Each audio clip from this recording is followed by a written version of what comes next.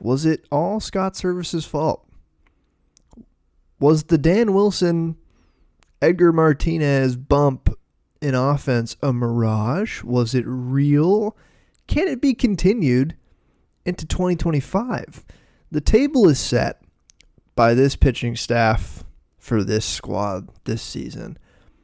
Can the offense fill the table with a bountiful feast for all us fans to partake in?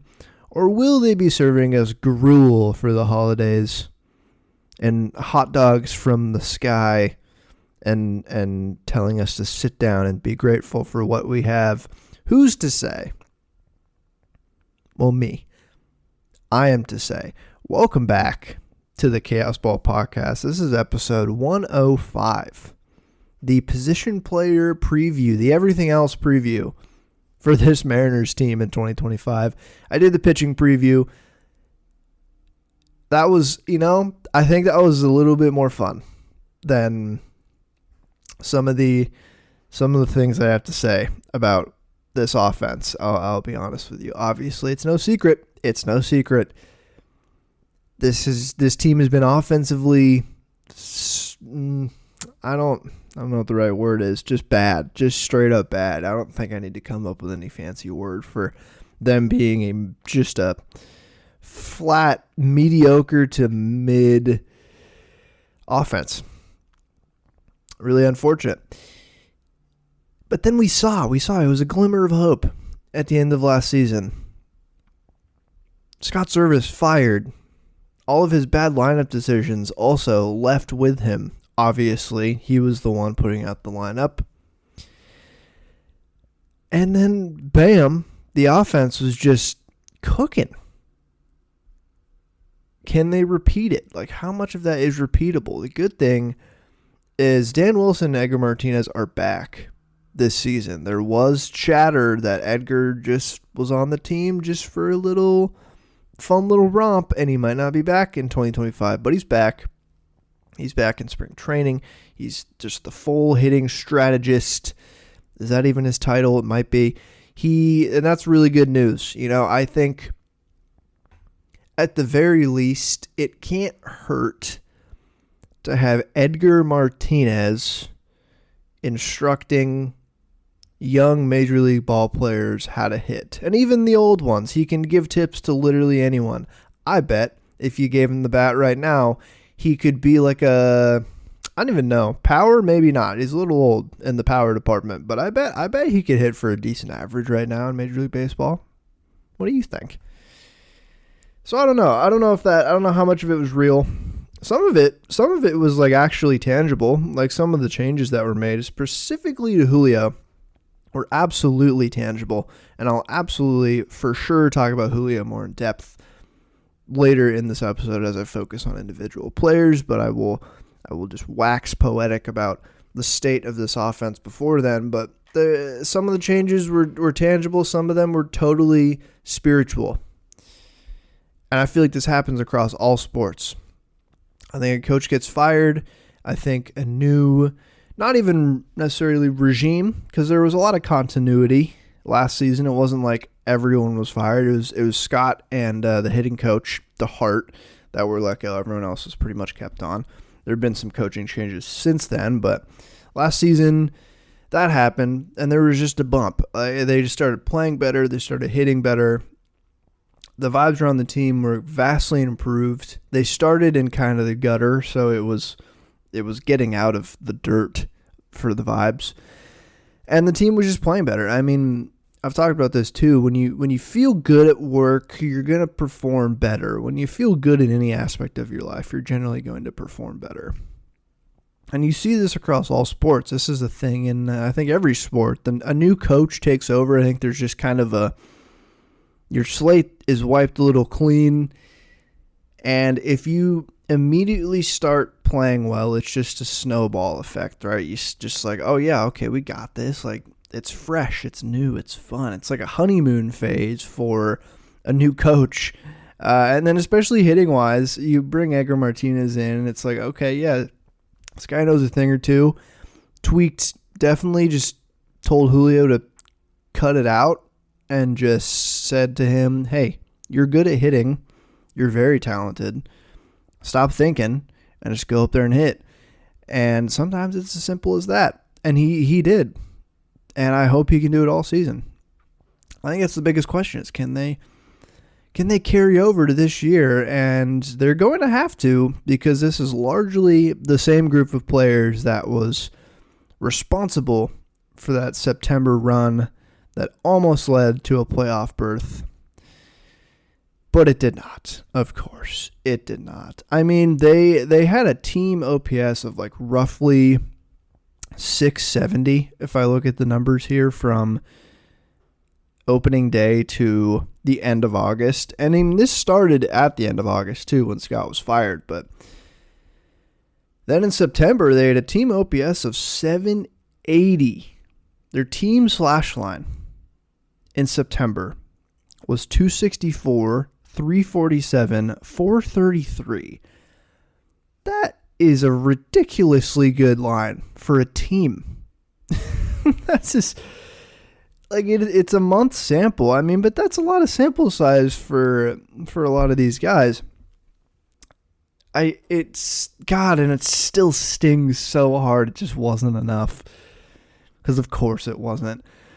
This team right now, as I said, the pitching staff is the floor for this team. I mean, I talked about it at the end of last season about their records when they score a certain amount of runs. And it's like they were terrible when they scored 1 or 2 runs, but they were the best team in baseball, basically, if they scored 3 or more. Like, I think if they scored 3 or more runs, they won like 70% of their games. I think if they scored 4 or more, they won like 85% of their games because their pitching staff simply would average giving up like 2 to 3 a game, which is so good. So they're so close. They're so close. And you'd think a serious team that wants to contend would look at those numbers and be like, yeah, let's add a big bopper to the middle of this lineup. I don't care the cost. Pete Alonso, what the hell is a polar bear doing in Seattle? Come on down. No. They did not do that. They didn't really do anything.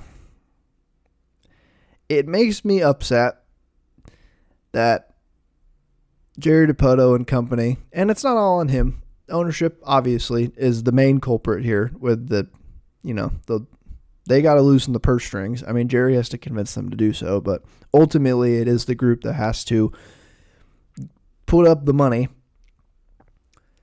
They're making me think so many bad things about the Donovan Solano signing, and he doesn't deserve that. Donovan Solano does not deserve my slander because Donovan Solano is a good baseball player.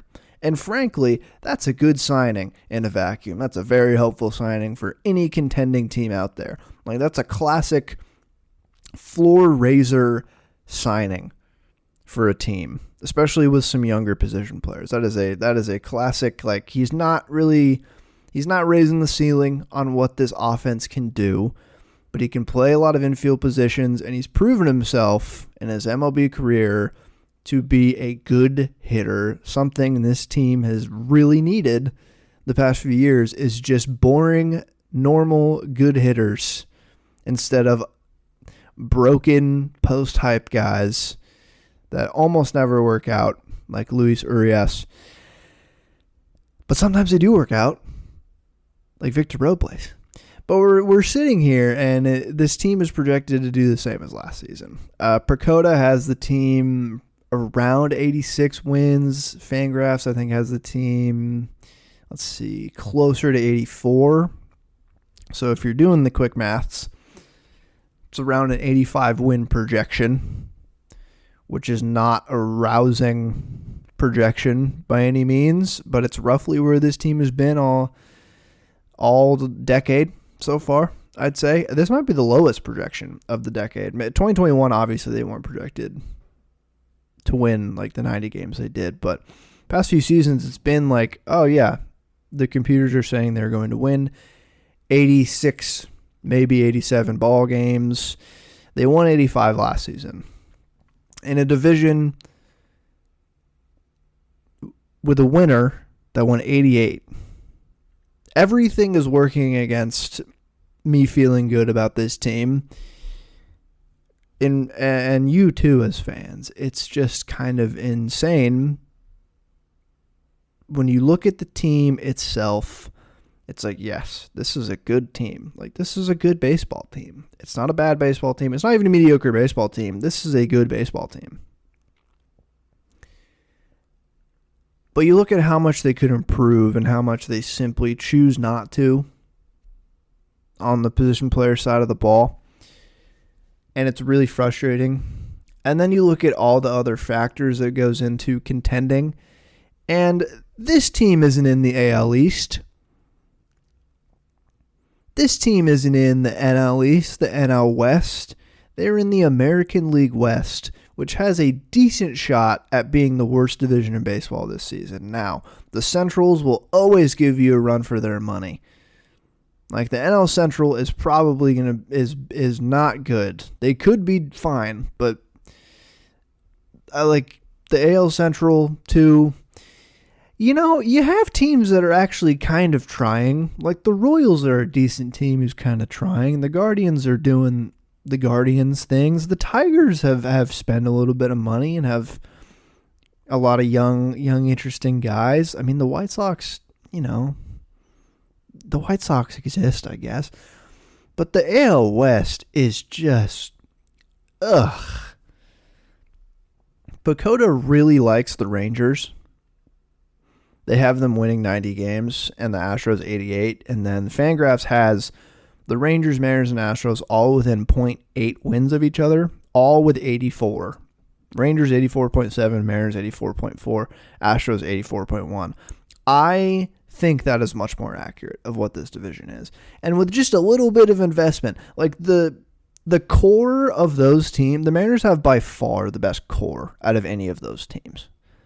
When you factor in the young pitching and all of the cost-controlled great pitching that they have, and their talented back of the bullpen arms, and then you factor in they have a franchise catcher who's the best catcher in baseball, at worst the second best catcher in baseball. You have the best center fielder in baseball, whose floor is like a 4-win season at this point, who could have a 10-win season at any given moment. You have Randy Rosarena, who's a really good player. You have that. You have one of the best farm systems in baseball, too. Theoretically, in the next few years, this team will compete with those guys.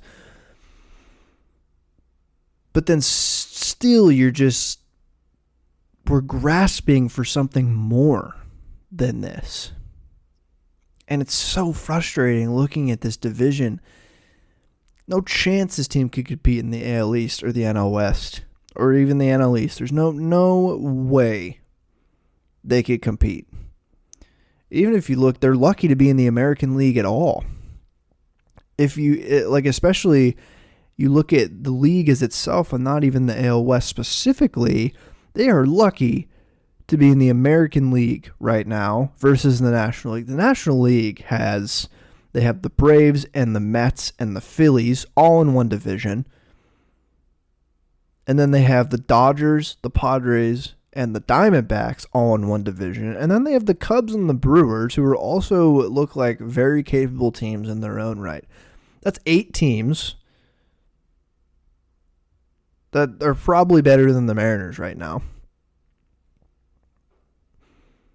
So they're lucky to be in the American League, where even if they don't win this division, the wild card is bare minimum expectations for this team this year. Even with the lack of spending that they did this offseason. That is the huge narrative around the league. I have seen more people talking about the Seattle Mariners this offseason than I have maybe in my entire life. Maybe it's less so after, a lot of people were talking about them when they broke the drought. Sure. But just in terms of, the franchise as a whole and where they're at, usually people don't talk about the Mariners a whole lot. We're fairly irrelevant over here. We're very far away. We're in the Western time zone. We're not in the playoffs ever. So when I hear so many people and media members and podcasts talk about this team and saying they didn't spend and they should have spent, everyone is in agreement. it's like, oh, solidarity, sure, but it's also so frustrating. It's so frustrating. Like, who is the best team in the American League this year? Just looking at it. Orioles, Yankees, Rays, Red Sox, like all of the AL East are those are pretty good teams. I don't know what to make of most of them, honestly. They're all good. I don't know what the ceiling is for all of these. Baltimore's probably the highest ceiling, just the sheer amount of talent they have. I'm low on the Yankees. Even before the Cole injury, I was low on the Yankees. I was low on them last year, and then they went to the World Series or whatever. Rays, I think, are going to be good this year. Boston, I think, is going to be good. I think they do need more in general, pitching-wise. But those prospects coming up are a huge X factor for them, for what they can do this season. And they just signed Bregman because they could, and he kind of fell into their lap. Twins aren't trying either. Like, the Royals, I think, are a good team, but they're not amazing. Same with the Guardians. The Rangers, I feel like, are the lowest floor, highest ceiling of this AL West group. The Astros are in a weird situation. Like, the Astros traded Kyle Tucker this offseason. They've reloaded, but Altuve is another year older. Their 5-tool MVP potential guy, they traded in Kyle Tucker because they didn't think they were going to be able to pay him. They did get a Crawford Box merchant and Isaac Paredes, which is frustrating. They signed Christian Walker to a good deal, but still, this is not the 95-win Astros that we've seen in the past, and you just have to take advantage of that. And you can't do much else on the pitching side, so that's why I'm talking about this in this preview. You have to do it on the position player side, and they're so close. It's like they're just collectively edging us all because they're like, oh, we're very close. Look at how good this offense could be. So, frustration. Nothing but frustration. But I still think this is going to be a good team. This could be a good offense. I still think this could be a good offense. It's wildly frustrating because while they weren't very good at scoring last season, I think they were 20th in the league, bottom third in just runs per game. They averaged 4.17. League average was 4.39. And they were next to teams like the Cardinals and the Pirates and the Tigers and the Rockies. Not great. But then under the hood, like, their batted ball quality was really good. And it has been. It was like this in 2023 too. They hit the ball as a team pretty damn hard. They barrel balls. They have a pretty high barrel percentage for being a pretty bad offensive team. They just have they can't hit for average. They got the strikeout problem both in the quality of guys they acquire and their ballpark appears to be adding to strikeouts. Like, they were fourth, tied with the Red Sox in barrel percentage last year, and that's fourth in all of baseball after the Yankees, Braves, and Dodgers. Those teams are pretty decent. Their hard hit percentage was 40.5 as a team last year. That is behind the Braves, Orioles, Yankees, Mets, Dodgers, Red Sox, Royals, next to the Phillies. It's not, obviously, those, we've seen how bad the offense was and how good these numbers are, so it's not like they should have been way better because of that, but it's just they just got to hit the ball more. But I could go on and on about talking circles about my frustrations with the team. Who's actually on the team? So let's go to roster resource and see what the projected go-to starting lineup is for the Seattle Mariners in 2025. According to Fangraphs. And I'm going to go 1 through 9 in the lineup. So this is not like by position, but I will say their positions. But, I mean, you should know these guys' positions by now. Leading off, Victor Robles. Hitting right behind him, Julio Rodriguez. That is right field and center field for those fellows, respectively. In the 3-hole and behind the plate, Cal Raleigh. In left field, it's the coolest man in baseball, Randy Arozarena. At first base, Luke Raley. At DH, Mitch Haniger. In the 7 spot, J.P. Crawford at shortstop. And then rounding out the lineup at 8 and 9, third baseman Jorge Polanco and second baseman Ryan Bliss. And then the bench, backup catcher Mitch Garver, Rowdy Tellez at first base and DH. I'm sure they have, Fangraphs has him breaking camp with the Mariners. And I should note, he's been playing plenty of first base. He's been playing, I think, a lot more first base than Luke Raley has in spring training, for what it's worth. And then infield depth and platoon bat at first base, probably Donnie Barrels, Donovan Solano, and then super utility man extraordinaire with massive arms, Dylan Moore. That doesn't inspire a whole lot of confidence now, does it? It doesn't. It really doesn't. I'm panicking. You know what's nice is Austin Shenton is no longer on the bench. And again, no disrespect to Austin Shenton, but respectively, I really hated seeing him on the bench. So the two big updates here, I'd say, versus like before spring training, is Ryan Bliss is now projected to be the starting second baseman per Fangraphs, which is not, Fangraphs doesn't know all the things that are happening behind doors, but that was not the case pre-spring training. And then again, as I said, Rowdy Tellez on the bench, also not the case pre-spring training because they didn't sign him until like right before spring training in February, and then he's been getting a lot of play time. Man, I just don't know. I just don't know about that, guys. I'll say it. Like Mitch Haniger starting DH on opening day in 2025, after we just saw what he did last season, just gross. Just gross. The other notable thing, obviously, here is Jorge Polanco playing third base. That doesn't really inspire me a whole lot at all. That top 5 is pretty decent. Like Robles, Julio, Cal, Randy, Raley. A lot of R's. If you see all their last names and then Randy's first name, Robles, Rodriguez, Raleigh, Randy, Raley, Wazam. I have issues with this lineup. But there is an optimistic view of this lineup. I have a pretty pessimistic view, personally, and more, I guess, pragmatic view of this team. But there is an optimistic view of this lineup that like gives the Mariners a pathway to win the division and gives this team, like, ceiling wise, this team could win 95 games. Genuinely, I think they could.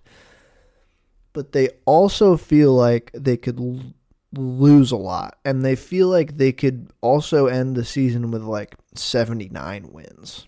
This feels like a way more variance team than usual these past few seasons. And I think it's because I'm a little bit more doom on the pitching staff because they simply haven't really been hurt. So maybe it's that.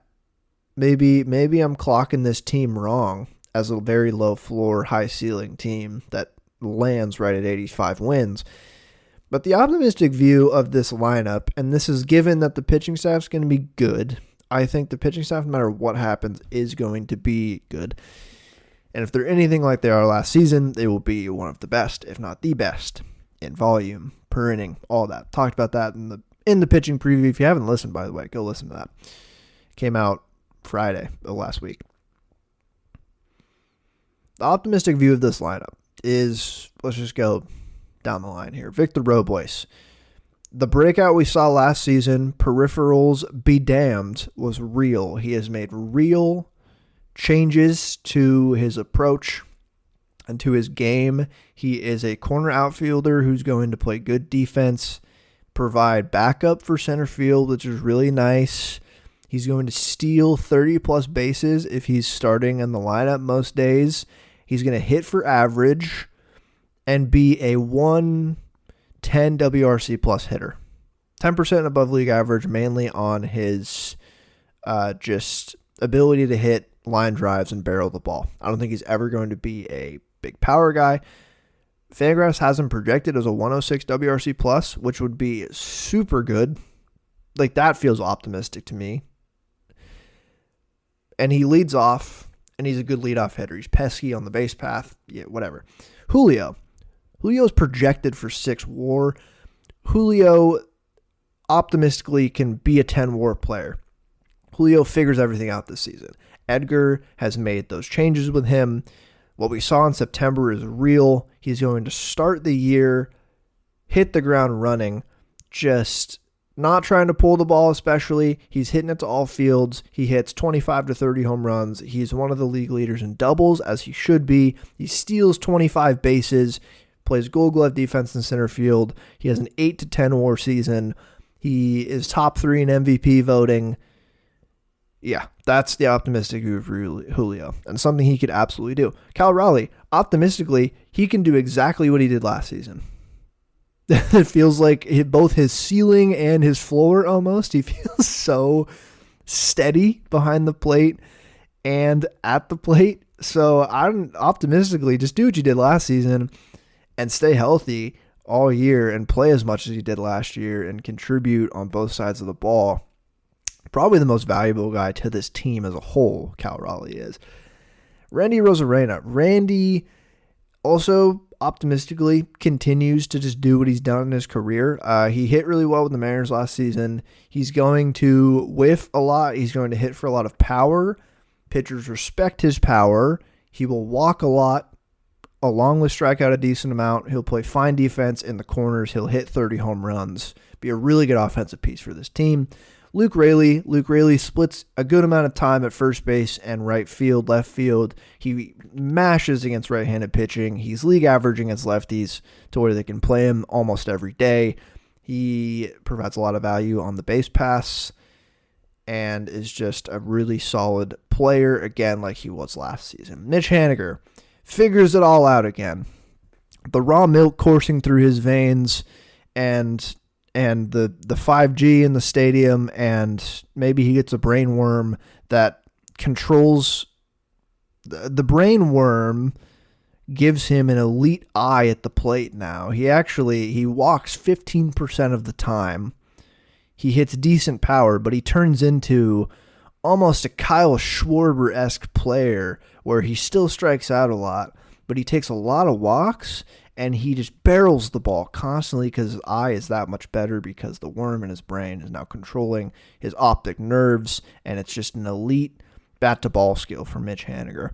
J.P. Crawford gets back to being a everyday shortstop, playing fine shortstop defense, good shortstop defense even, and then gets back to being J.P. Crawford. I think he hits optimistic 15 home runs, but he gets back to walking like 12% of the time, working counts, not striking out a lot. That's a very valuable player to have on a team like this, and gets his leadership abilities in the clubhouse as long as he's healthy. Jorge Polanco at third base. Last season's knee injury really hurt him. Really hurt him. And he just got surgery. He's feeling really good. Edgar's going to help him with his swing. I think he parses down a little bit of his swing and miss that he was replacing with a lot of power.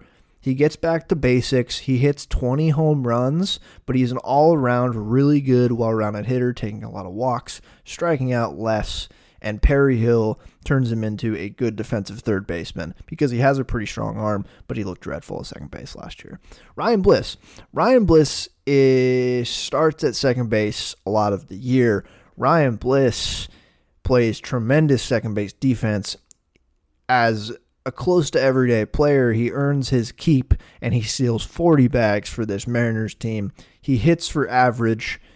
He is a 105 WRC plus player who's a lot of steals, great defense. That's like a 3-win player for a rookie season. There you go. Mitch Garver, he's not going to be the full-time guy anymore, but he'll DH and play catcher.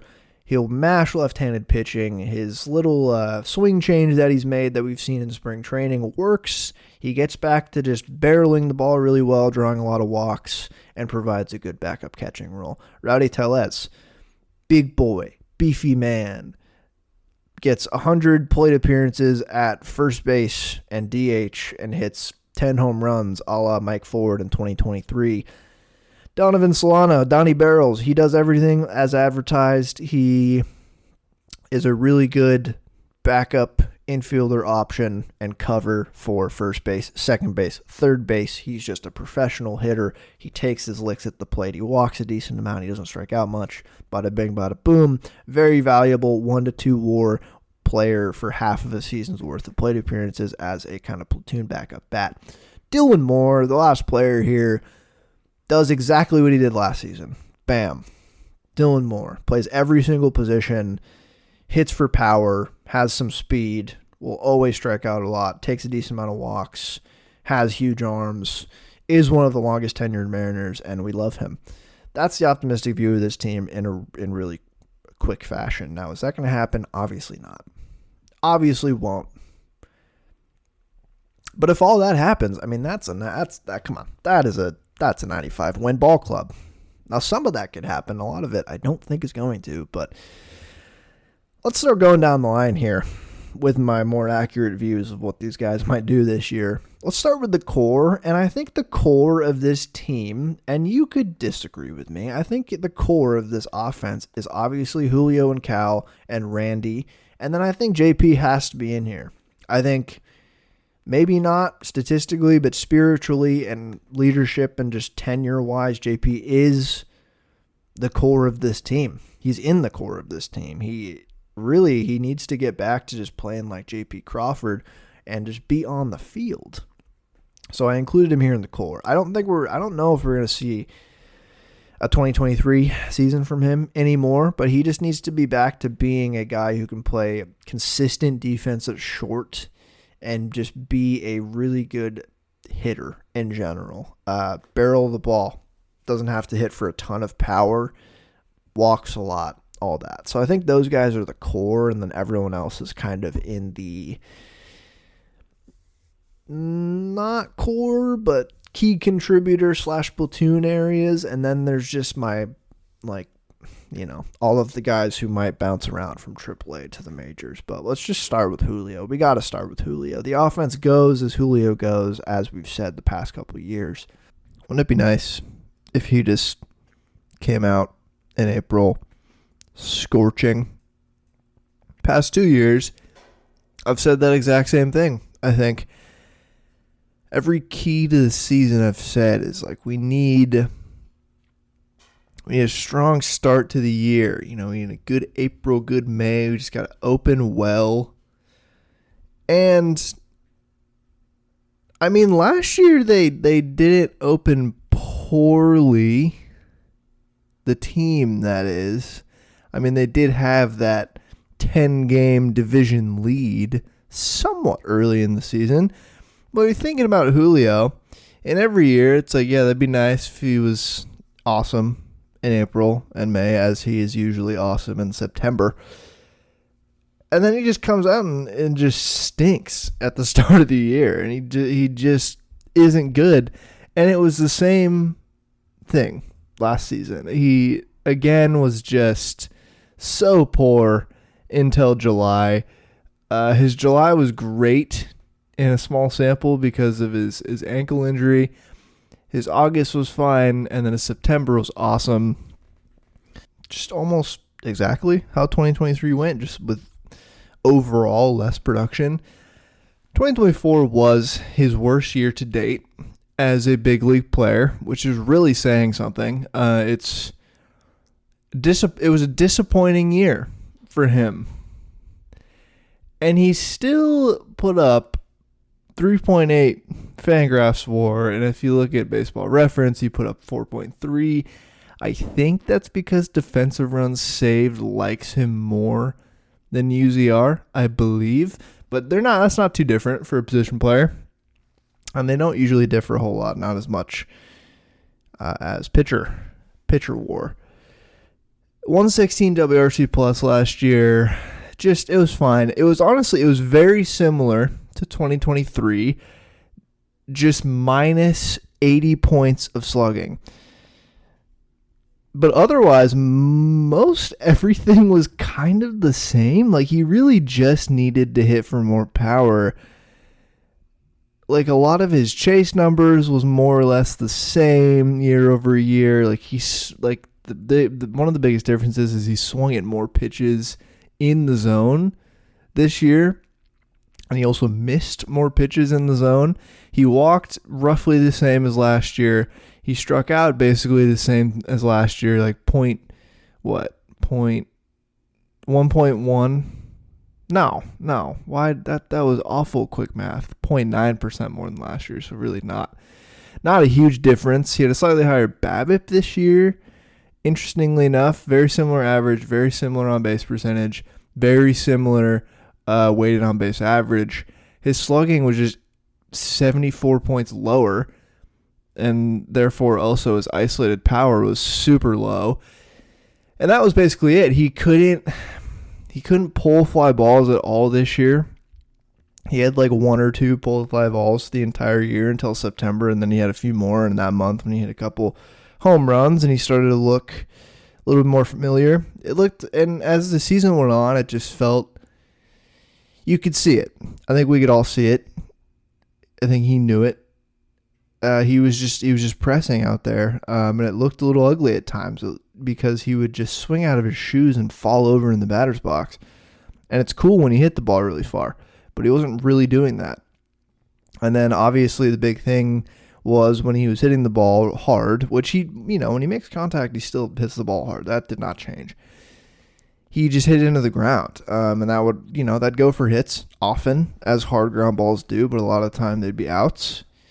And a lot of the time there'd be men on base, and it's just, you just need him to lift the ball a little bit more, and he just wouldn't really do that.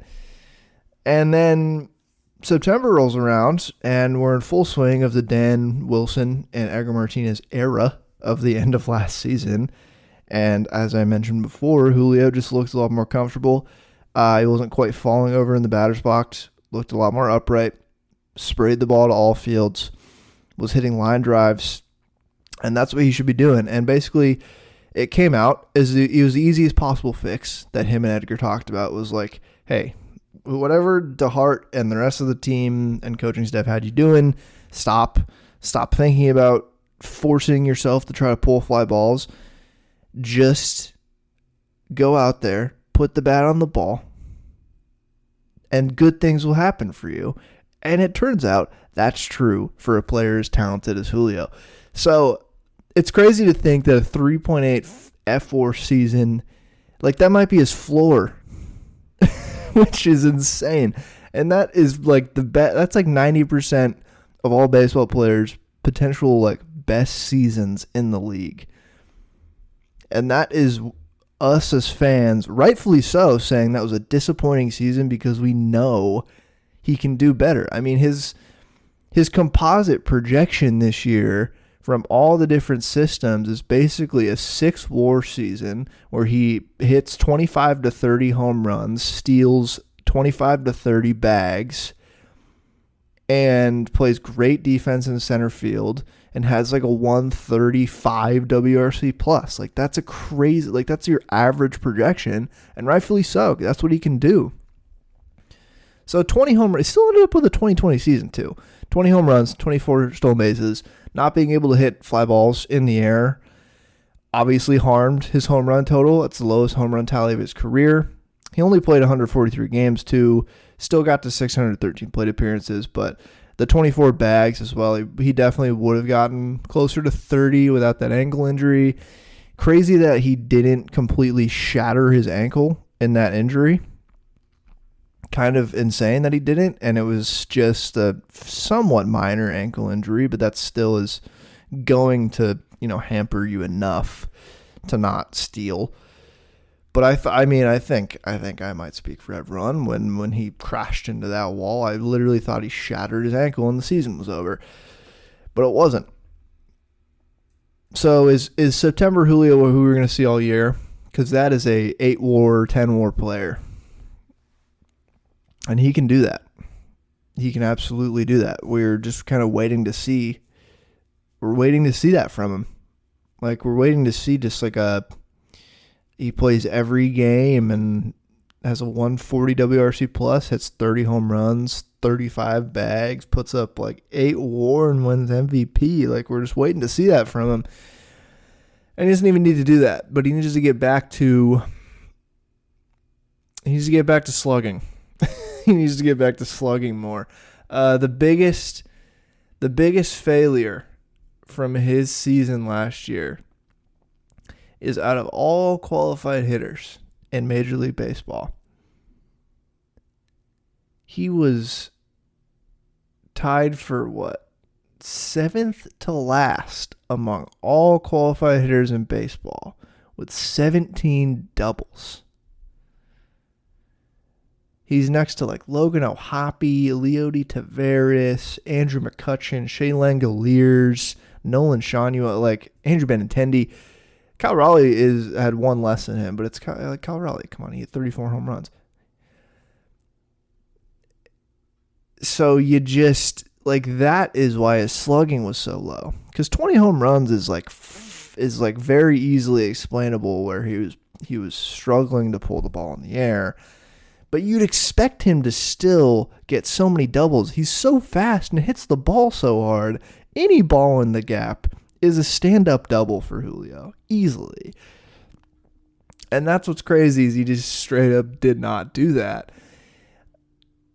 And you look at it, and he was 7th overall in Major League Baseball in singles. So yeah, he was just hitting singles all year, and it was so frustrating because obviously we know that he can do so much more than that. So it's not rocket science for him this season.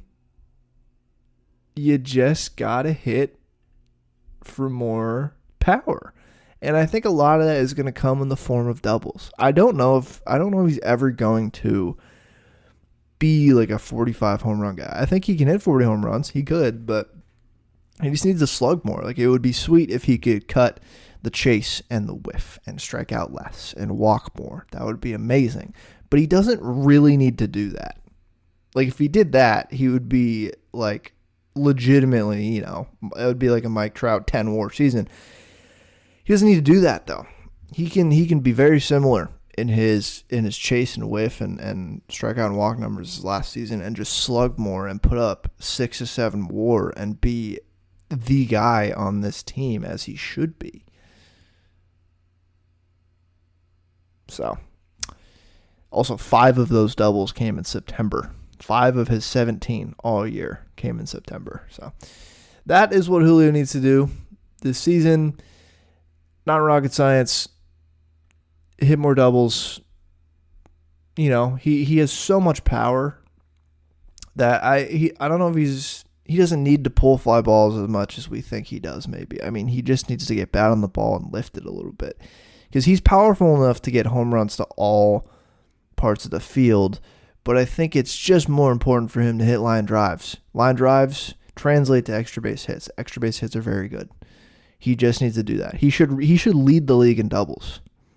And T-Mobile's not a small ballpark.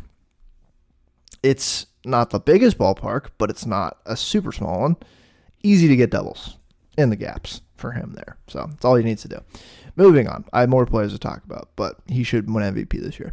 Cal Raleigh. Another guy I don't need to really dwell on too much. What a freaking year that he had. He's the best catcher in baseball, first of all. He is phenomenal behind the plate. He makes this pitching staff hum. And then he also hit 34 home runs this past season. Put up, 5.4 Fangraphs WAR, and was just phenomenal. It was just amazing. Amazing behind the dish, amazing at the plate, 117 WRC plus, struck out 28%, walked 11%, just 100 RBI season too, 6 stolen bases as well. Sneaky speed for Mr. Cal. He just took everything he did in 2023 and he did it better in 2024. He played 9 more games. He hit 4 more home runs. He put up 4 more points of WRC plus. And he was, even potentially better behind the dish by some metrics. And that's all he's got to do this year. Interesting thing is what I didn't know or really internalize is his month-to-month splits were much more inconsistent than I thought last season. He had a good April, and then he really was not good in May and June at all. He was very bad. Phenomenal July, really bad August, and then awesome September, which that evens out to a phenomenal season. It was just it was less consistent than I expected from just the numbers he put up on the whole last season, which is why I was a little bit surprised. But yeah, Cal is just great. I mean, he knows the pitches he can crush. He gets to them really well. He pulls them and hits home runs to right field. It's not like Julio, not rocket science, but there's not much to fix here, unlike Julio. There's really not much to fix at all. He hit really well in the DH spot last year, which is good to know. A lot of guys don't hit super well once you put them at DH, but he, in his very short stints at DH, I think it was 15 games, the stat just eluded me. How many games did he play at DH? Where are you? Where did you go? There it is. 19 games, 65 at-bats. There's the OPS. 881 OPS from him. So it worked. He played more games this year. He caught 131, DH 19, and also pinch hit in 7 games. I expect that's what we'll see from him again this year. They don't really have an amazing backup catcher option, and they have Mitch Garver, Blake Hunt, and then interesting wrinkle is Harry Ford when he comes up, but Harry Ford's not going to catch over Cal. If anything, Harry Ford would DH more or play corner outfield, but we'll see a lot more of him at DH. He'll catch a lot. I think it's just going to be a pretty similar season to how they handled him. What could he improve on? I mean, he doesn't need to improve on anything. I mean, he could strike out less, obviously. It's just I don't think he's going to. It's part of his game is he's going to just have a lot of whiff, strike out a lot, but he's going to hit 30 home runs as a catcher. So not a lot for him to improve. It's amazing that, and so helpful that they have a catcher, a everyday catcher. It takes so much stress off everyone involved in making this team go to have an everyday catcher, and not to mention he's one of the top 2 catchers in baseball, so that helps. Pretty awesome. Randy Rosarena. God, I am so happy Randy Rosarena is on the freaking team. I am just so happy. He's just a good hitter. I mean, since debuting, he has literally never been a below average hitter. Last season was a step back for him in terms of production, but he still evened out to just being a good hitter. And he might have been the most excited him as a player might be the most excited I've been about an acquisition, because he's awesome. He's amazing. He had one of the best postseasons we've ever seen in 2020. He had an awesome WBC for Mexico, and he's just paired with Robles and Julio in the outfield. It's gonna be cinema this season. He was really good for the Mariners. Well, he was good. I'd say he was good for the Mariners after they acquired him. He had a dreadful start, and then he got back to business in June, July, and August, had good months. And then actually, he was one of the lone guys in September who didn't light the world on fire, which was curious. I think coming into this season, it'll be good for him. He got a little taste of playing in Seattle. I think this might be best for someone to just get 2 months playing in Seattle to figure it out. And then coming into this season, hopefully he's a little bit more used to how everything goes in that ballpark. He is just going to be a very stable corner outfield option and a good hitter, something they've really missed. I talk a lot about this team needing good hitters, good everyday hitters. They don't need to be amazing. And Randy, like ceiling-wise, we've seen him put up really good numbers. Like we've seen him put up consistently in the high 120s in WRC plus. Like it's a really good player. Like 3 WAR in the corners. He just needs to be 2 to 4 wins in the corners, stable. He's going to walk a lot. Like pitchers respect the hell out of his power, and he walks a lot, and he doesn't chase a lot either. But when he swings, he whiffs a lot. He'll strike out a decent amount, but he'll hit for a lot of power. Not the best defender in the corners, but it's not the most arduous corner to play in right or left field at T-Mobile Park. He's going to steal you a decent amount of bags. He stole 20 last season. Like he's just kind of a stable like 2020 guy in the corners, but then you add in like how he plays baseball and it's amazing. He had that at bat last year. I forget who it was on, but it was his. He just was so nonchalantly took 3 pitches straight without swinging or even thinking about swinging, and then just cranks a dinger to left field. That is the type of player he is. Just a big fan of his work, honestly. And what could he improve on this year? He just had such a bad April. Like if he just has a league average, if he had a league average April last season, his end of the year stats would look much, much better. But he hit in April and May, he hit a 143 and 178 in both of those months with 8 home runs still, but not much else. A lot of strikeouts, ton of strikeouts. So his first half numbers, even with like June, he was amazing, one of the best players in baseball in June and July. But his first half numbers were really bad. His second half numbers looked much better. He just looked terrible. And so that's why I'm thinking, like, I don't think last season it was a step back, but I don't think it was a trend, you know. I don't think it was a warning sign necessarily. I think it was step back for whatever reason, and I think he's going to get back on track this year.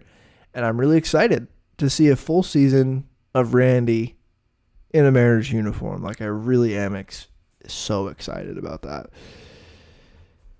And now, let's talk about the last member of the core here, and then we'll get to everyone else. We'll get to, I think J.P. Crawford is the last member of the core, as I said, but after the core, I think we're going to be talking about the solid contributors, and then after the solid contributors, we're going to be talking about the massive anxiety of the group of players that are going to probably get too many plate appearances for this team. But let's start with J.P. Crawford to round out the core of this offense, as he should be the 4th member of the core of this offense. He just needs to stay healthy. He had an oblique injury in April, hit in the hand in late July, missed more time. He was hitting the hand in a freaking rehab assignment. He just needs to get back to basics here. And basics for JP is a WRC plus in the 100 to 110 range. He needs to get on base. He is consistently a guy who walks a lot, takes a lot of pitches. He's been one of the best at taking pitches in at bats in the game. Again, I don't think we're going to see a 2023 power and production from him again, even though that was just an awesome season. He just needs to, it's obviously, remaining healthy is a huge part of this, but he just needs to start the year looking like J.P. Crawford of old. He's still managed, surprisingly, to play 105 games, which I would have guessed he played less than 105. But it's simple for him. He just needs to be on the field. Part of, as I said, Cal having a stable option at catcher, having a stable option at shortstop also obviously is super helpful. if he can pull as many fly balls and he did in 2023 with as much power, that would be tremendous. I just don't know if it's there. But he's just a pretty well-rounded hitter. He needs to just get back to being a well-rounded hitter, getting the barrel on the ball, taking his walks, being a clubhouse presence, playing solid defense. His defense is something that has been so interesting over the years. It just fluctuated in how the metrics like his defense. And he looked much better. Especially outs above average, loved what he did last year compared to the years prior. So if he does that, it's going to be huge to this team. I think it's huge on the field and off the field.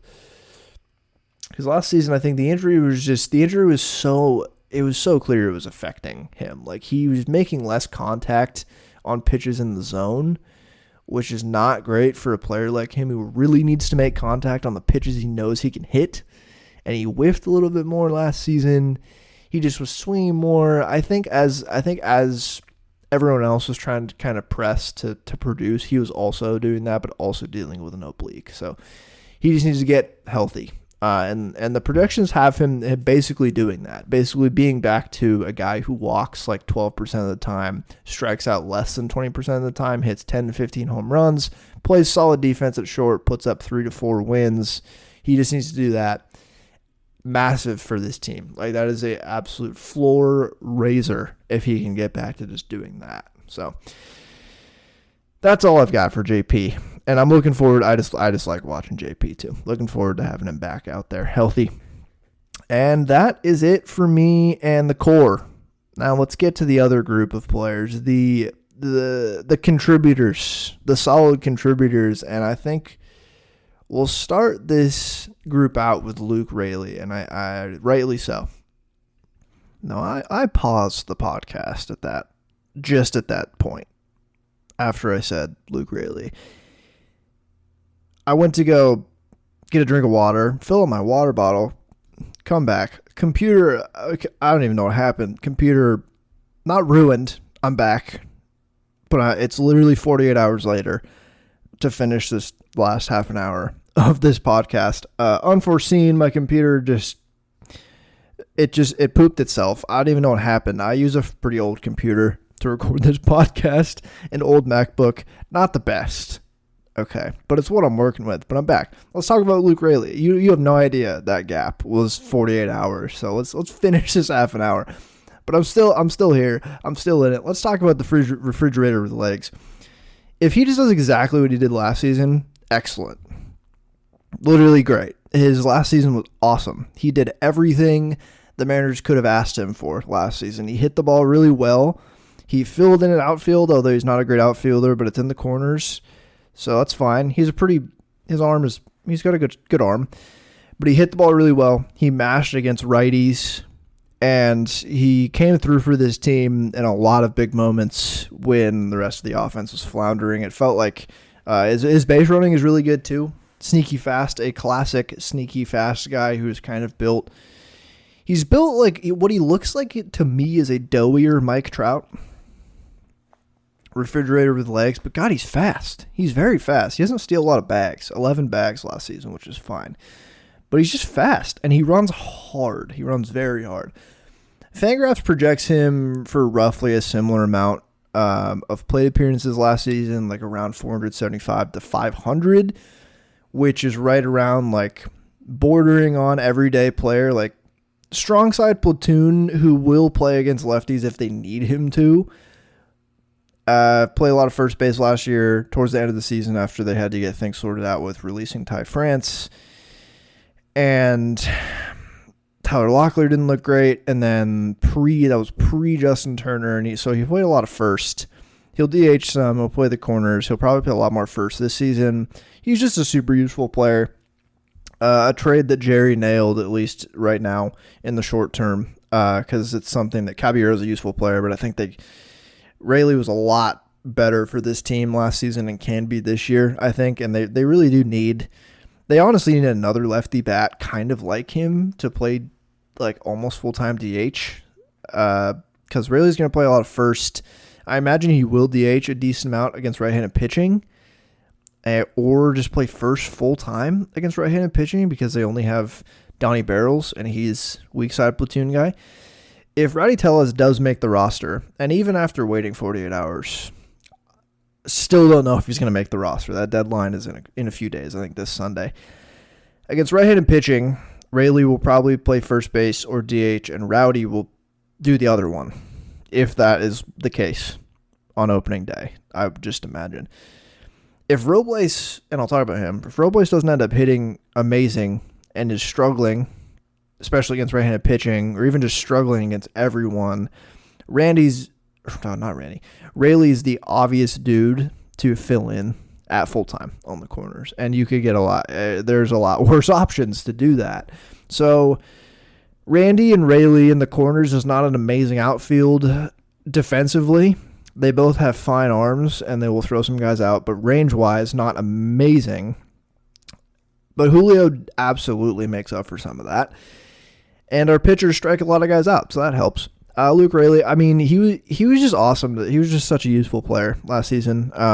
Very much not like a one-to-one comparison to Seth Smith, but like similar roles on the team, where I talk about useful Major League Baseball players a lot, where you just need those guys on your team to go far in baseball and in the playoffs especially, and to get you to the playoffs. You need guys like Julio and Cal and like the stars on the pitching staff to get you to your ceiling, but you need dudes like Luke Rayleigh to show up healthy and just be a useful ball player. That's what Seth Smith was, and that's what Luke Rayleigh kind of is. Left-handed outfielder, not, again, not a perfect one-to-one, but just a guy who needs to be like your fourth or fifth best bat as a contending team, and you're in good shape.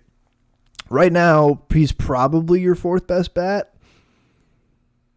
Maybe. I'd love Luke Rayleigh to be like your fifth, but especially because he's not super effective against left-handed pitching. His splits, his platoon splits last year, he didn't play a lot against lefties, only 82 plate appearances, but he hit 189 against them, 255 against right-handed pitching. He'll still slug like a little bit against lefties, but he's really not good against left-handed pitching. A lot of his home runs come against righties. So could be worse options for this team is all I'm saying. And I need to get to Victor Robles now. So Luke Rayleigh, please. Also, one last thing I'm going to add. It felt like whenever the Mariners had a walk-off, it felt like he was the first guy to go greet the walk-off hitter. He looks crazed running after and celebrating with his team, and that was really fun to watch. So, good on you, Luke Rayleigh, useful player. Glad he's on the team. Now let's get to Victor Robles, the absolute joy, the absolute lightning rod of this team last season. Crazy to say. Like, can he continue the magic? His stint last year with this team was some of the most fun I've ever had watching baseball. Part of the enjoyment was just the surrealism of it all. It was just like, is this really happening? And he just kept doing it. They picked him up off waivers at the start of June. He provided a spark instantly and provided that spark and energy for the rest of the season pretty damn consistently. Like, he was just a classic post-hype guy that Jerry loves to add. And honestly, I like that strategy that Jerry does do that. I would love if it supplemented bigger moves, but I like that Jerry does, and a lot of GMs do this. It's not like it's just unique to Jerry Dipoto, but I love always just taking a chance on a post-hype top prospect because it's in there. They might not be as good as they once could have been, but it's in there, especially when you just need a player. And he was just going to play center field for when Julio was hurt. And then he earned that starting right field spot when Julio came back. And God, did he just cook the rest of the season. Like, it was amazing. But this is the honesty hour and a half here, so I have to share my concerns about Victor Robles. As much as he captured all of our hearts, I have my concerns. I'm concerned that he's penciled in for like 600 plate appearances. Like, I don't know if he can just continue it. Everything is pointing to regressing to the mean here. I don't want it to happen. I just worry that they don't have good enough alternatives to him in this outfield. Like, Luke Raley is there, but then that takes away from first base and DH, where they also are a little thin. They don't have a top prospect looking to take Robles' spot and shift him to the bench, really. Like, Dominic Canzone doesn't look like he's going to do that. I guess he could. Like, Las Montez is not close to being in big league ball. The other outfielders they have that are, I guess, close are what? Like, Spencer Packard will be in AAA, Cade Marlowe, Caden Poltrovic, Jared Sunderstrom. Like, those are not guys I would want to start over Robles, especially after paying him. Like, I guess Miles Mastrobuoni might make the opening day roster, which is crazy, and I know he can play. He can play right field if you need him to. It's some, like, Samad Taylor still in AAA, I guess. I just don't know, man. My concerns are he had a 388 BABIP with the Mariners last season. Like, his raw stats with the team were pretty awesome. He put up 3.1 baseball reference WAR with this team. How much Fangraphs WAR? The same. Oh, no. That was total, which is crazy. He probably had negative with the Nationals, but 328, 393, 467, 860 OPS, 155 OPS plus in 262 plate appearances with the team. Insane. Hit 4 home runs with Seattle, stole 30 bags in half a year, and really didn't strike out a lot. Like, that is something I really can take into this season, which is super helpful, is he only struck out with the Mariners last season as opposed to the Nationals. He had my wires are so crossed, 16.8% strikeout rate with the Mariners, and his career average is like 23. Didn't walk a whole lot, was just making a lot of contact, a ton of contact. But it was a lot of batted ball luck, and he also wasn't hitting the ball particularly hard. Now, he was hitting the ball harder than he had been with the Nationals to start the year, and historically harder than he had in his career. The biggest thing that he improved on was his barrel rate, which was, man, I am sorry, I am so not as organized because I had to take 2 days off to then finish this podcast. But his barrel rate with the Mariners was 6.8%, which that doesn't sound great if you know what barrel rate is. That's like, meh. But he was his career barrel rate, man, it was like 2%. Like, it was really bad. It was very, very bad, his career barrel rate. So his barrel rate jumped up. He was hitting the ball harder. He hit a lot of line drives. Like, he was third overall last season on the team with almost a 24% line drive percentage of all of his batted balls.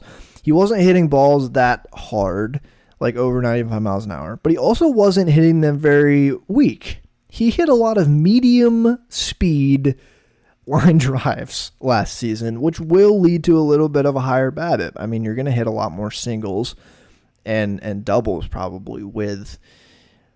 Actually, that's a recipe for just a high average, which he had, and a decently high BABIP, which he had. That's going to come down to earth a little bit, but it's hard for me to go into a year trusting those numbers. But the low strikeout, the peskiness that he provides, the clubhouse presence he provides, I think all that does matter. The expectations for him, like, what does Roster Resource have for him projected this season? 553 plate appearances with a 107 WRC plus. Like, that's a good player, especially if he steals 30 plus bags like he did in half a season last season and plays good defense and can fill in at center field, which is super helpful. They're not paying him very much. Like, I think he's going to stick around all year with this team unless he completely falls off a cliff, which I don't know if that's going to happen.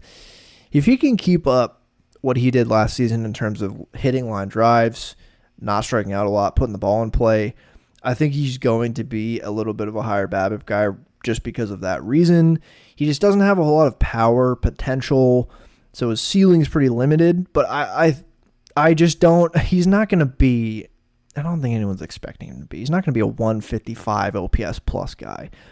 Maybe he can hit for a 300 average. That would be a big time success if he could hit between 280, 300, solid defense, steal a bunch of bags. That's a 2 to 3 WAR player. That's great. That's exactly what we should expect. And we've seen him do less, like way less than that in his career. So, but he was just a classic change of scenery guy, and that really worked. He has pet monkeys, which is awesome. And then apart from like what I said, apart from his on-field stuff, I think him being a chaos merchant on the base path is very useful to a baseball team. That can win you a couple extra runs. It can lose you a couple extra runs like we saw last season. But that's a useful skill to be a little bit of a little bit of pest out there on the base path. And I think his overall clubhouse presence, raising the vibes, again, if you're happy at work, you're going to perform better. That goes for something, and that is not shown up on the stat sheet. And I think that genuinely does matter in sports. So I hope he can continue to ride the high that we saw of him last season, and I'm just so upset that we didn't get to see him in the playoffs. He would have been an amazing October character last season for all of ball. So that is the one thing I'm very upset about. But I got more guys to talk about before I end the show. Let's talk about the last of this little group of just good players I want to talk about outside the core. Dylan Moore. Hey, Dylan Moore, do exactly what you did last season, King. You know, he's the longest tenured Mariner now consecutively, which is pretty awesome. Haniger is technically a longer time Mariner, but he had a hiatus in Northern California on his resume, so he's not a consecutive tenured Mariner. Salute to Dylan Moore, man. I talked about him a lot in my season preview because he was one of the Mariners' best players last season, which says a little bit on the offensive side of the ball, which says a lot about both the team and Dylan Moore. He had a really good season. As a super utility player, he had a tremendous year last year. He just played a little bit too much. I worry he might play a little too much this season, but it seems like Ryan Bliss might get that opening day second baseman nod, which pushes Dylan Moore to his best role. And Dan Wilson has talked about this too. He's talked about giving the opportunity to Bliss and keeping Dylan Moore in his role as it's an interesting utility guy. He's like a power speed. He's like almost a 3-true outcome utility, super utility man, which is super interesting. He's got huge arms, as we all know, big biceps. He just needs to kind of do the same thing. I mean, he's going to play everywhere. He's going to play the corner outfield. He's going to play a lot of infield. And him being the longest tenured Mariner, I think there's definitely some de facto leadership qualities there in the dugout for him, which is cool. And yeah, Dan Wilson's talked about that's his best position. They don't want to have him as a full-time starter because he's just more valuable to the team as a utility man. And I'd agree. And I don't have much else to say about Dylan Moore. It was an awesome year last year for him. Should be another useful player for this team this season. So now let's get to the rest. Of these guys. I have these marked as the rest. Let's talk about Polanco and Mitch Garver. Come to Seattle. Awful years at the plate. Sound familiar? I mean, come on. Like, how many times have we seen this? Now, I do have slight optimism that they'll hit better this season because now you'd think they are better adjusted to hitting the ball in Seattle. At the very least, they have some reps to go off of and look back and see what worked and what didn't. Generally, guys have hit better the second year after coming to Seattle. It's a big adjustment for sure, and generally guys do hit a little bit better. Polanco, again, can you look at it as like glass half full, glass half empty? Was his knee really hampering him last season to the point where he just fell off a cliff offensively and he got surgery this offseason and looks healthy? Or coming to this year, did he just get surgery and now he's never going to be the guy before the knee injury? You can look at it both ways. He's had a good spring for what it's worth. Mitch Garver also had a good spring before getting hit in the hand. Thankfully, he didn't break his hand. That would have sucked. Garver, it looks like there's going to be less expectation for him to be the full-time DH. That's at least helpful. I think he'll be the full backup catcher and probably DH here and there against left-handed pitching, resting Luke Raley or I guess, opening day Mariner Rowdy Tellez. And Mitch Garver it looks like he shifted his mechanics a little bit in spring. His hands were lower than they were last season. It looks like he cut even more off of his swing path, which there wasn't much to begin with. Very simple approach from him.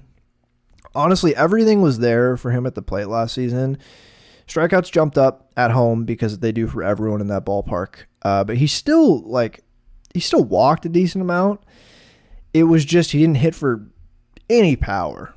Like, none at all. His slugging fell off a cliff last season.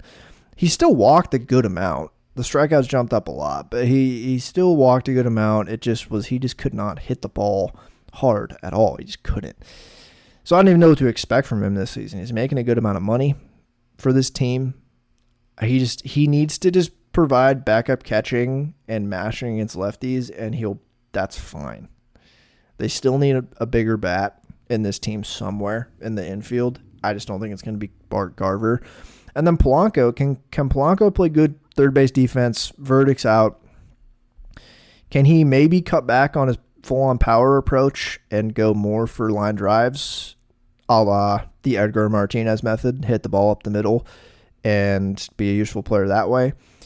I don't know. I'll be honest with you. I don't know what to expect from either of those players this season. I'm a little skeptical about Polanco moving to third and even being a good offensive player. I hope he can be. We've seen it before, is the thing, where you can rest your hat on Polanco. He's not that old. I think he's going to turn 32 in the season. We've seen him be a productive big league player for many years prior to last year. So can he just adjust, come into the year with a healthy knee, and hit that would be a huge boost for this team. If he was even league average defensively and could hit 10% better than league average at the plate, that is massive for a team that desperately needs that. So he does have a 450 plate appearance vesting option that would go into next season and trigger that. So we'll be paying close attention to that all season. And let's get to Bliss. Ryan Bliss. I got doubts about the bat. I'll be quite honest with you. Seems like he's going to play a lot at second base, at least to start the year. Seems like he'll play good second base defense. Steal plenty of bags if he gets on base enough. Can he hit enough to justify his play time? There is that trade-off. He just needs to hit enough to play. But can he do it? Especially if this team isn't winning and he's not hitting, he's going to be one of those guys that is at risk of up and down all year. I really hope he can hit. Even if he's just league average at the bottom of the lineup, that's still fine for this team. I wish this team maybe they'll go out and trade for Brandon Lau or something. That'd be cool. I wish they paid Marcus Semien 4 years ago, but they didn't. I don't know. Not a whole lot of MLB playing time to go off of. He's definitely got a little bit more pop than you think because of his size, but I just don't know what to think about him at all. Prospect graders are not super high on him. I don't know. I got to zip through these last few guys. Donnie Barrels. He'll be the main first baseman platoon. Can play second and third. Probably will a little bit. Talked about him a little bit earlier in the show and on a couple podcasts prior. Useful player. Floor raiser. My concern, and I talked about this when he was signed, is that when the season is over, and let's say he underwhelms, which wouldn't be shocking for a free agent bat coming to Seattle to underwhelm, we may look back and say, why wasn't he on this team in 2023 and 2024? He is 37, so banking on his production from last season is inherently more risky than if he was like 30. On paper, super useful signing if he can continue being a really solid hitter on a weak side of a platoon, which he has been pretty consistently now for a few years. It's just he's 37. I wish he wasn't one of the big signings of the offseason, but he is, unfortunately. So we'll see. I do think he'll be a fine, useful player for this team. That is what I will say about Donnie Barrels. And now let's get to the other fringy guys, outfielders, Canzone and Haniger. the other outfielders and DH options of this team, it's just bleak, man. It's so bleak once you get past the 7 useful position players on this team. And that's where this team gets sunk. It's like those 7 guys are pretty useful. It's just the depth is so bad. Canzone at least offers a little bit of upside. At this point, Haniger doesn't offer me anything. I've been so negative about him all offseason. And then he started posting chemtrails and conspiracy stuff on his Instagram, and it just confirmed that I appreciate what he's done for the team, but I don't feel a need to support him. And he shouldn't be on this team. He's making so much money. $17 million to this organization is like $40 million to a less broke organization than the Mariners. Broken mindset, I should say. Looks like he might start the year on the IL, which, Miles Mastrobuoni is also included here. It looks like he might break camp with the Mariners with Rowdy Tellez if Haniger does land on the IL to start the year with a shoulder injury. So we'll see what they do with Haniger. They might, at some point, have to make the decision to just cut ties with him. If he's anything like he was last year at the plate, that is a net negative player on a team in a contention window. You can't continue to employ him if he's going to hit that poorly and offers 0 defensive or base running upside. So that's still where I stand with him. They're not going to be able to trade him. There's no chance they trade him without attaching good prospects, and they shouldn't do that. It's better for them, opportunity cost-wise, to just eat the money and cut him. And if they're going to trade prospects, trade them for a great player instead of getting likely a decent-ish player and trying to offload Haniger in a trade. Mastrobuoni, got nothing to say on him, man. Nope, not going to talk about him. Canzone's big issue, everyone knows, is swing and miss. It's not a secret that he couldn't hit breaking balls. He hasn't been able to since he's had his short time in the big leagues past 2 seasons. He saw a very large percent of them last year. The things that give you like a sliver of hope for him is just how hard he can impact the baseball. His 90th percentile outcome is probably a left-handed hitting DH slugger who is a guy who will strike out a lot, but he can hit the ball so hard and so far that gives you a little bit of hope. But we just haven't seen him put it together and not swing and miss a ton at secondary stuff. I just need to see it. I know he can hit the fastball, like 110 miles an hour plus, 420 feet plus. I know he can do that. He's just got to make more consistent contact with breaking pitches. And there's a path for him to be a full-time player on this team. Honestly, if Rayleigh's a first baseman against right-handed pitching and Canzone can manage to rake against right-handed pitching, like that is a full-time player, more or less. Maybe he shouldn't be, but this team doesn't have that many other left-handed hitting options. And Cole Young is a completely different player who wouldn't be DHing, so he doesn't block, like Canzone doesn't block a potential Cole Young call-up. He doesn't block a potential Harry Ford or even Ben Williamson call-up at all. So there's a clear path for playing time for him.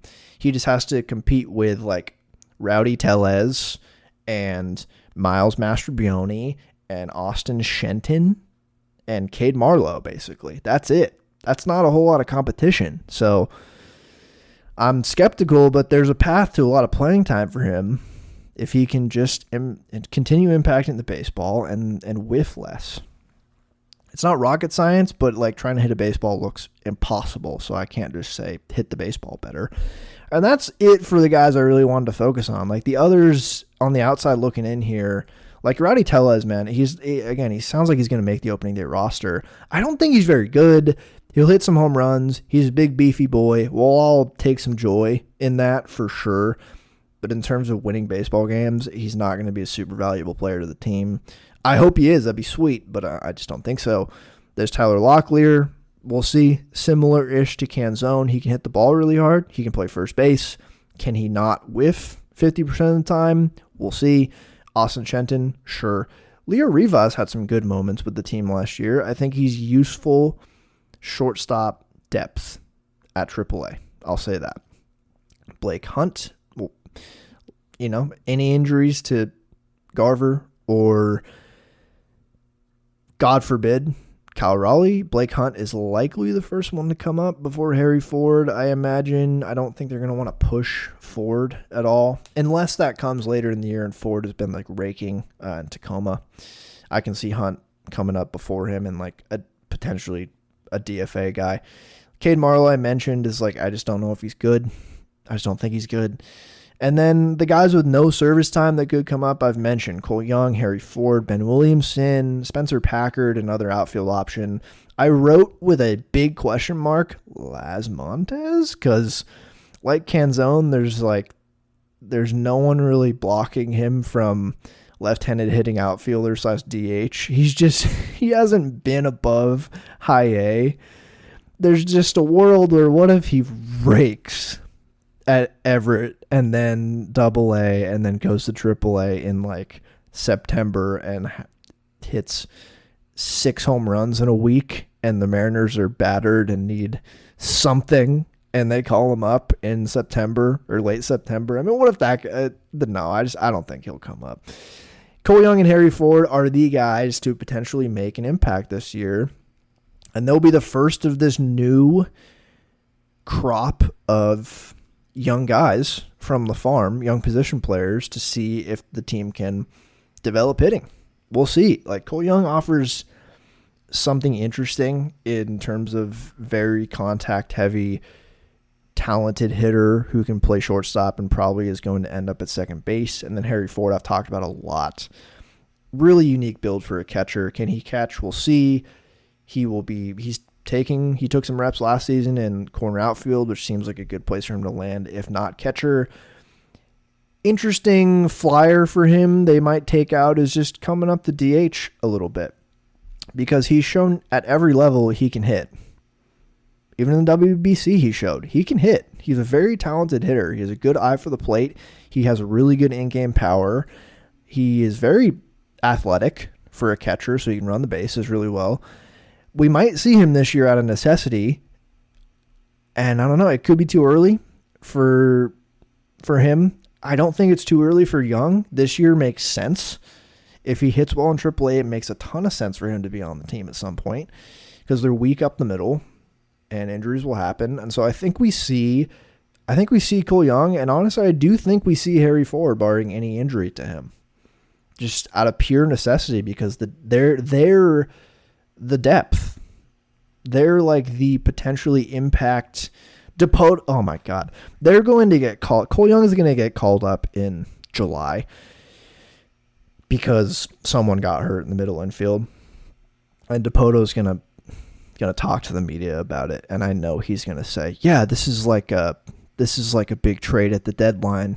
You know, when GMs love to say calling up a prospect is like acquiring a guy at the deadline. He'll say it. Mark my words. It'll just be a lot. It's a lot to provide solid major league depth for a contending team in a bad but very competitive division and bad but competitive American League. It's a lot to put on prospects that aren't blue chip guys. These are good prospects. They're not a Julio Rodriguez or even like a Cole Emerson, who is very highly ranked at the moment. He's farther off than Cole Young. Cole Young will get an opportunity before him. It's just a lot to put on guys to immediately come up, and like they will need to make an impact. The Mariners won't give up on them if they don't, but a lot of the season could hinge on them late in the year of coming up and making an immediate impact at the plate if they are needed. So we'll see. But I'm going to call it here. Thank you for listening to this hour and a half plus in the background 48 hours of podcast. I may put out another quick little pod right before opening day if my schedule allows it. We'll see. But otherwise, opening day is when this drops, 6 days. We're close. I'm talking about Mariners opening day. I know the Japan series happened, but we're here. I'm excited regardless of how skeptical I am of this team this season. I'm excited to watch Mariners ball again and talk about it with all of you. So thank you so much for listening. Have a great rest of your week. Go Mariners. And since it's March Madness, go Zags, baby.